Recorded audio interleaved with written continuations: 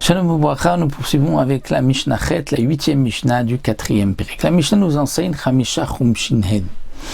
Il y a dans la Torah 5 fois où on voit le din qu'il faut rajouter un 5e à quelque chose, comme nous allons le voir ici. Premier exemple, Ochel Teruma. Quelqu'un, un Israël, qui mange de la Teruma. La Teruma est réservée aux Kohanim. Un Israël qui mange la Teruma, il doit rendre cette Teruma en rajoutant un 5e. Donc il a mangé de la Teruma, il doit rendre la valeur de la Teruma et un 5e. La valeur qu'il rend, il doit rendre, donc s'il a mangé du raisin, il doit rendre du raisin qui peut devenir aussi à son tour Teruma. Ou alors Trumat Maaser, quelqu'un qui a mangé la Trumat Maaser, qui était prélevé du Maaser Rishon, il est Israël, il n'a pas le droit de le manger, c'est réservé aux Kohanim, il doit rajouter un 5e si donc il a mangé la Teruma sans faire exprès. Ou Trumat Maaser chez le Dmaï, et même si la Trumat Maaser du Dmaï, d'une récolte qui a été achetée d'un Hamaretz, on ne sait pas est-ce qu'il a prélevé ou pas. Normalement, la Trouma Gdola, il prélevait, mais la Trouma Maaser, il ne prélevait pas. C'est pour cela qu'on devait donc prélever de peur que ça n'a pas été fait comme il se doit. Donc si quelqu'un a mangé la Trouma Maaser du Dmaï qui avait été prélevée, il l'a mangé sans faire exprès, il doit rendre au Kohen et rajouter un 5e.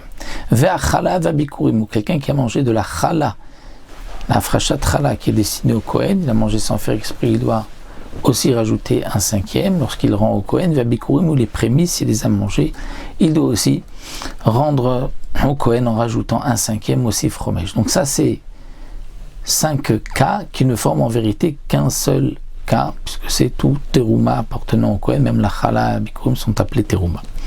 Nous avons ensuite, deuxième point, Apodé Neta Revaï. Les fruits d'un arbre, les 3 premières années sont hors là, on ne peut pas manger les fruits de cet arbre. La 4e année, c'est Neta Revaï, on doit transférer la Gdusha sur de l'argent, à moins qu'on va monter donc ce Neta Revaï le manger à Yerushalayim, mais si on habite loin ou qu'on ne veut pas monter ses fruits, on va transférer la Gdusha sur de l'argent, et quand on transfère, on rajoute un 5e à la valeur des fruits. Ou Maaser Sheni Shelo, et le Maaser Sheni aussi, Shelo, c'est-à-dire lorsque je transfère la Gdusha de mon Maaser Sheni, je dois rajouter un 5e. Si je transfère la Gdusha du Maaser Sheni appartenant à quelqu'un d'autre, je ne suis pas obligé de rajouter un 5e.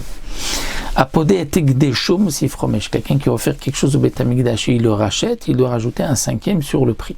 Mais seulement si c'était lui qui l'avait offert qui le rachète. Si c'est un autre, il rachète quelque chose qu'un autre avait offert au Beth Amikdash, il ne rajoute pas un 5e.